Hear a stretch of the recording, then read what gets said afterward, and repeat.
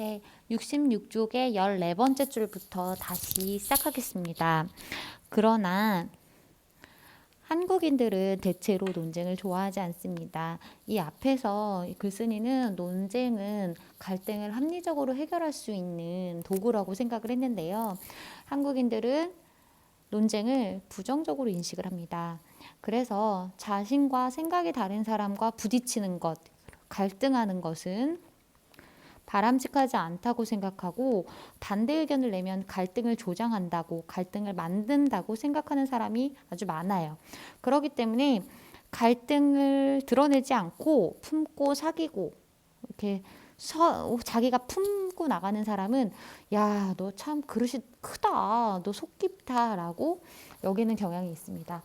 지금 여기 있는 요 가로에 있는 부분은 이 한국인이 논쟁을 좋아하지 않는 모습을 보여주고 있고, 그 밑에는 우리와 달리 반면에 미국과 유럽과 같은 서구인들의 모습을 보여주고 있어요. 그래서 한국인들과 서구인들의 모습이 대조가 되고 있죠. 자, 이들은 논쟁을 한국인들은 좋아하지 않는다고 했는데 이들은 학습의 도구이자 삶의 방식으로 생각합니다. 그래서 학습의 도구로 생각하는 게 바로 이 첫 번째, 그다음에 두 번째는 학습의 도구로 생각을 하고 있는 예가 될 수 있고요. 그 다음에 그들이 살면서 정치를 하는 데 있어서도 이 논쟁을 굉장히 잘 사용을 하고 있습니다. 그래서 이 두 번째 괄호 있는 부분은 서구인들이 논쟁을 학습의 도구나 삶의 방식으로 사용하고 있는 예시를 나열하고 있습니다. 하나, 둘, 세 가지의 예시를 나열하고 있어요. 이런 거 옆에 있는 건 안 써도 되겠습니다.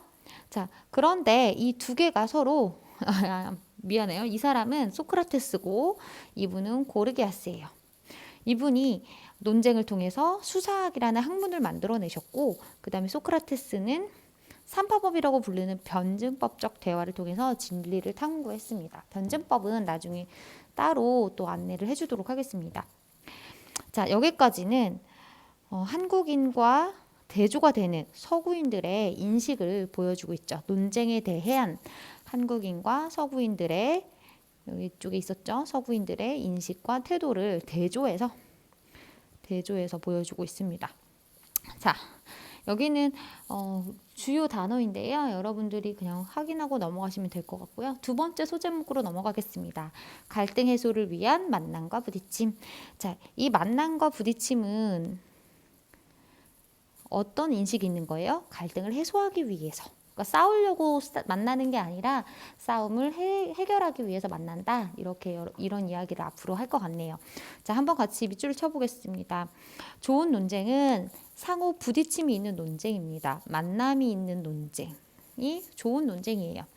그러려면 논점이 팽팽하게 부딪혀야 되는데요. 논점이라고 했을 때는 논의가 되는 문제점이라고 생각하면 됩니다. 논쟁에서 핵심이 되는 쟁점, 이렇게 문제점입니다. 서로의 의견이 갈리는 부분에서 만나서 마치 싸움터에서 장수들이 겨루듯 우리 자신의 논리로 상대와 맞서 싸워야 됩니다. 이 부분 한번 체크를 해볼게요. 자, 싸움터에서 장수들이 겨루듯 이렇게 말하는 걸 보면 표현법 중에 어떤 표현법이 쓰였죠? 네. 뭐뭐 하듯 하니까 비유적인 표현이 사용되었습니다.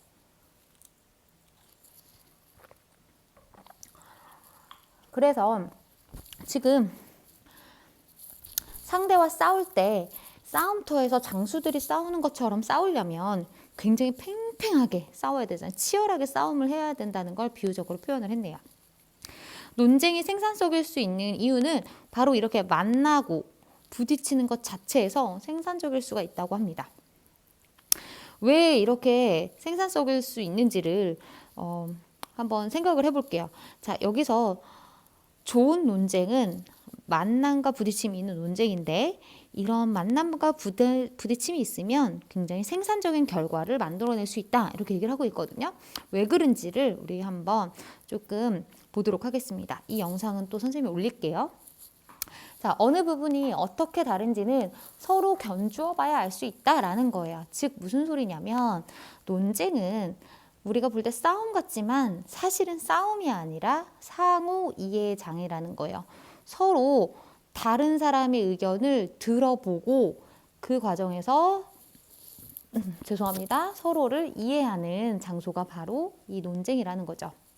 청중들에게는 즐거움과 교육의 장이 될 수 있다. 그러니까 논쟁은 싸움이 아니라 서로 이해하는 장소이고 이걸 논쟁을 지켜보고 있는 청중들에게 이 논쟁은 즐겁게 볼 수 있는 것이고 교육을 얻을 수 있는 서로 다른 사람들이 이야기하는 걸 통해서 교육을 얻을 수 있는 곳이 바로 이 논쟁이다라고 얘기를 하고 있습니다. 그렇기 때문에 논쟁이 생산적일 수 있는 거예요. 왜죠?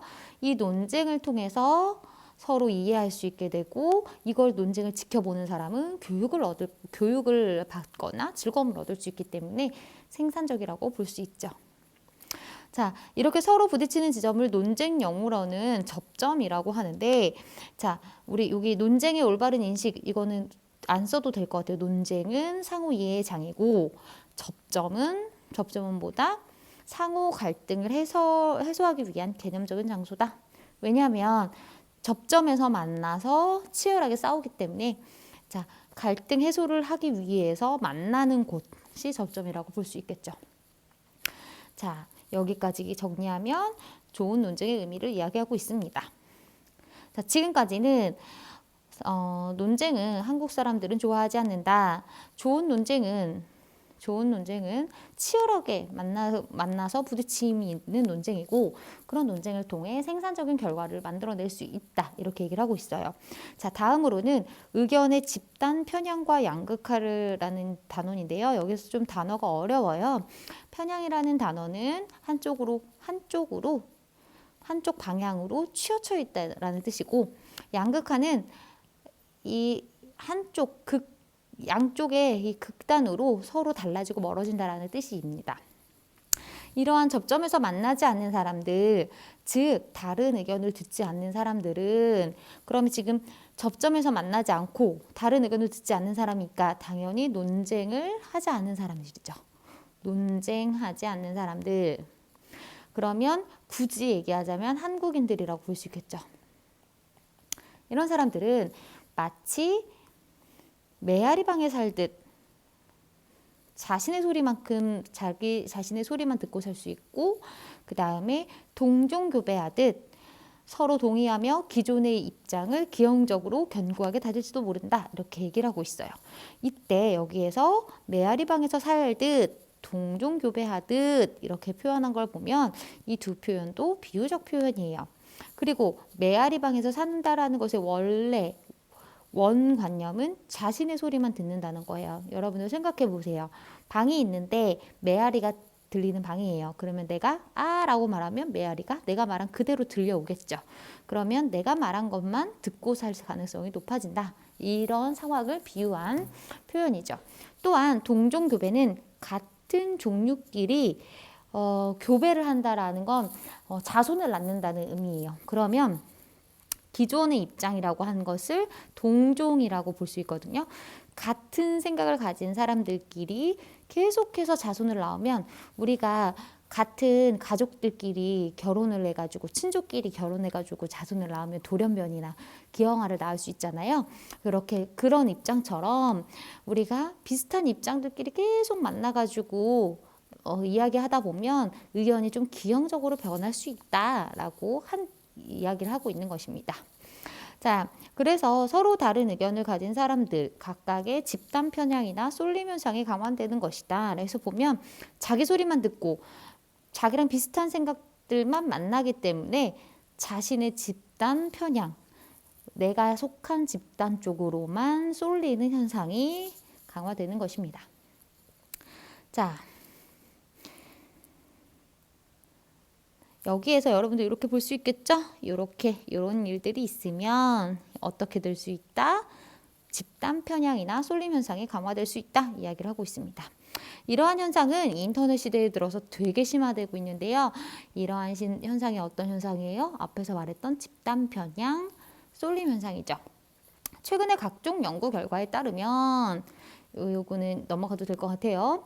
자, 각종 연구 결과라고 하면 이제 연구 결과를 이 사람이 인용을 했어요. 그쵸? 자, 연구 결과를 제시해서 글쓴이의 생각을 뒷받침하고 있습니다.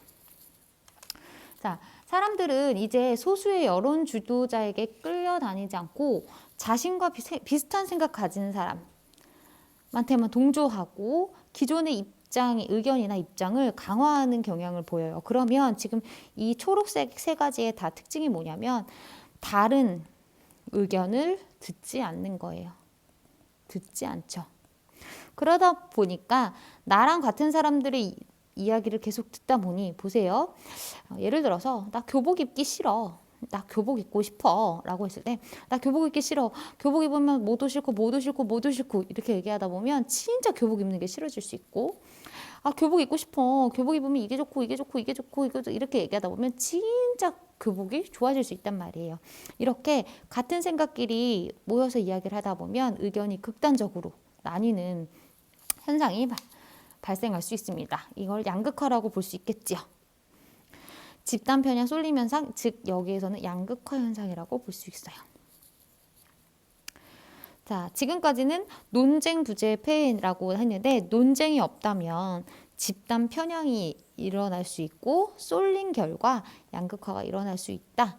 이 이야기를 하고 있네요. 자, 토론과 논쟁 부재의 위험입니다. 우리 사회에는 자, 드디어 우리 사회로 돌아왔어요. 자, 화제가 지금까지는 토론 이야기, 논쟁 이야기를 하다가 다시 우리 사회 이야기를 나왔는데 한국인들은 논쟁을 싫어했죠. 그러다 보니 우리 사회에는 문제가 굉장히 많아요. 서로 첨예하게 대립한다는 게 뭐예요? 날카롭게 대립하는 정말 예민하게 부딪히는 문제가 아주 많은데 그럼에도 불구하고 논쟁을 안 해요. 논쟁을 안 하면 남의 이야기를 듣지 않고 다른 사람을 이해하지 않고 내 생각만 하는 거잖아요. 그러다 보니 당연히 논쟁도 안 하죠.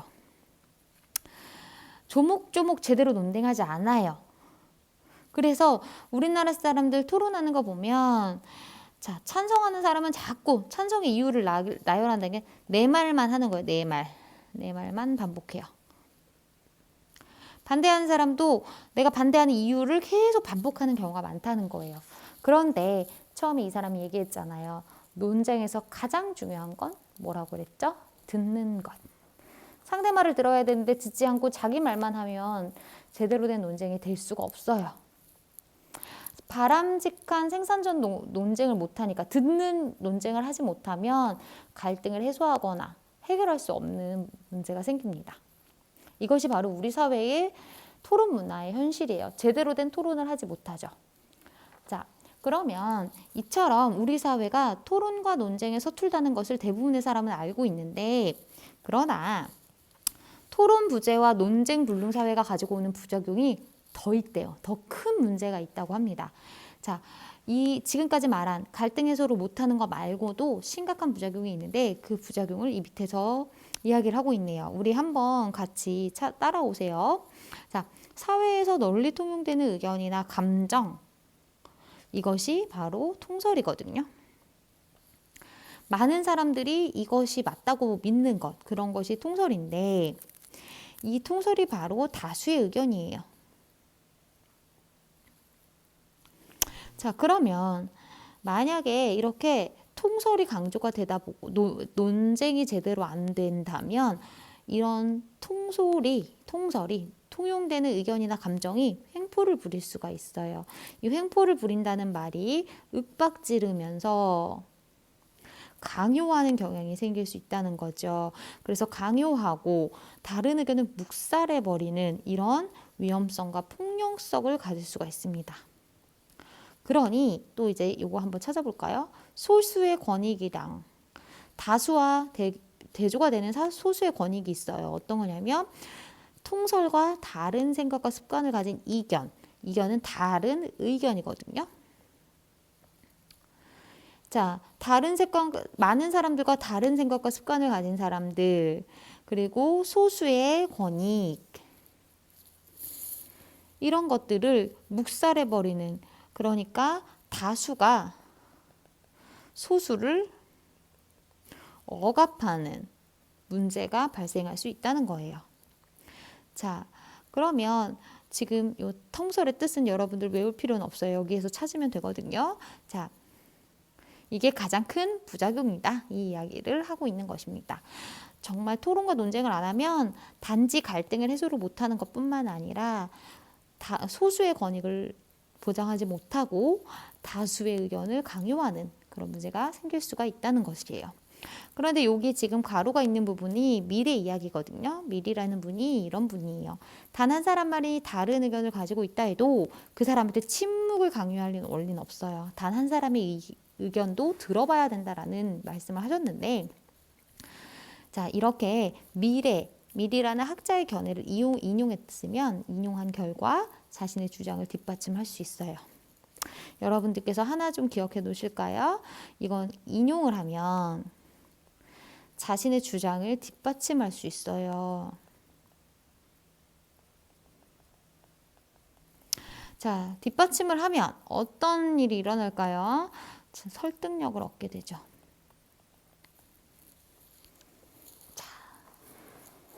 여기까지는 지금 이렇게 내용을 정리할 수 있겠지요. 자, 다음으로 넘어가겠습니다. 의견 스펙트럼의 중간층이 두꺼운 사회라고 했는데, 자, 무릇 모든 소통이 그러하듯 논쟁의 출발점도 상대 입장을 듣는 거예요. 소통도 논쟁도 다 듣는 데서 시작을 한다라는 거예요. 자, 그래서 논쟁을 할 때는 상대방의 허점을 찾아내는 거거든요. 그러려면 우선 어울리기 싫어도 생각이 다른 사람들과 대화를 해서 그들의 입장을 들어야 합니다. 자, 그러면 여러분들 찾을 수 있을까요? 소통과 논쟁과 대화에서는 공통적으로 뭐가 필요해요? 여기 다 쓰지 마시고 이것만 체크해 볼까요? 들어야 한다. 소통도 논쟁도 대화도 들어야 합니다. 자, 또 이제 어떤 미국의 법학자의 말을 인용하고 있네요. 나는 내 의견에 동의하지 않는다라고 말하는 사람들. 여기서 보세요. 나는 내 의견에 동의하지 않는다라는 말은 반대 의견이죠. 나 너의 의견에 반대해. 동의하지 않아. 반대 의견을 말하지 않는 사람들이에요. 반대 의견을 말하지 않는 사람들은 어떤 사람들이죠? 논쟁하지 않는 사람. 논쟁하지 않는 사람들은 집단의 의견에 동조하거나 강화된 자기 의견 속에 안주한다고 했어요. 그렇게 되면 안 된다고 했죠. 자, 자기 합리화만, 내가 맞아 라고 자기 스스로 합리화하는 일만 하고, 그 다음에 자기와 다른 사람을 비난하는 일만 발생하게 돼요. 자, 논쟁하지 않는다면 이런 문제들이 생겨요. 그렇기 때문에 반대 의견을 내고 기꺼이 논쟁하는 사람들, 반대 의견을 내는 사람은 어떤 사람이죠? 논쟁을 좋아하는 사람. 이런 사람들이 논쟁을 할 수 있도록 생산적인 논쟁을 하도록 이끌어내야 된다는 거예요. 지금 여기서 보면 논쟁하는 사람들한테 야, 우리 토론을 많이 하는 상황으로 만들자. 너는 논쟁을 좋아하니까 생산적인 논쟁을 너희가 나서서 한번 해줘 라고 촉구하고 있습니다. 자, 여기서 보면 논쟁하지 않았을 때 일어날 수 있는 부작용을 이야기를 하고 있죠. 논쟁이 활발한 사회는 의견 스펙트럼의 중간층이 두꺼운 사회예요. 의견 스펙트럼의 중간층이 두껍다는 건 다양한 의견들이 이런 의견이 있는데 양극단에 서로 반대되는 의견 사이에 중간에 다른 의견들도 두텁게 자리 잡다는 거예요. 자, 이런 의견 양극화, 의견이 양쪽으로 극단적으로 갈리는 것과 한쪽으로 의견이 쏠리는 이런 현상이 가득한 곳에는 어떤 문제가 생기냐면 공유되지 않은 정보가 많아지고 소수자들은 강요를 받다가 침묵하게 되는 문제가 발생하죠. 자, 그래서 사람들이 의견을 잘 내지 않는 사회가 되기 쉬워요. 자, 여기서부터 여기까지가 바로 우리 여기 좀 볼까요? 다양한 의견을 내는 사람들이 공존하는 상황과 그러지 못한 상황이 대조되고 있어요. 다시 한번 볼까요? 논쟁이 활발한 사회는 여러 집단들이 공존하는 의견 스펙트럼의 중간층이 두꺼운 사회이지만 논쟁을 하지 않을 경우에는 의견 양극화와 쏠림 현상이 두드러지게 된다. 이 얘기를 대비해서 보여주고 있네요. 자, 중간 의견이 반영되지 않는 극단적인 결정이 횡행하는 사회. 자, 라고 하면서 오늘날의 한국 사회는 과연 어떨까라고 질문을 던지면서 글을 마무리하고 있거든요. 자, 이 질문이 독자 스스로 우리 사회가 어떤지를 돌아보게 만들어요. 그리고 또 토론을 안 하고 논쟁을 하지 않는 한국 사회가 토론을 많이 해야 된다. 토론, 논쟁을 늘려야 된다라는 걸 촉구하게 되죠. 자, 여기까지가 본문 마무리를 지었습니다. 글을 조금 빨리 읽었는데요. 혹시 이해가 안 되는 친구들은 수업 시간이 하루 더 남았죠? 수업 시간에 따로 질문을 하도록 하세요.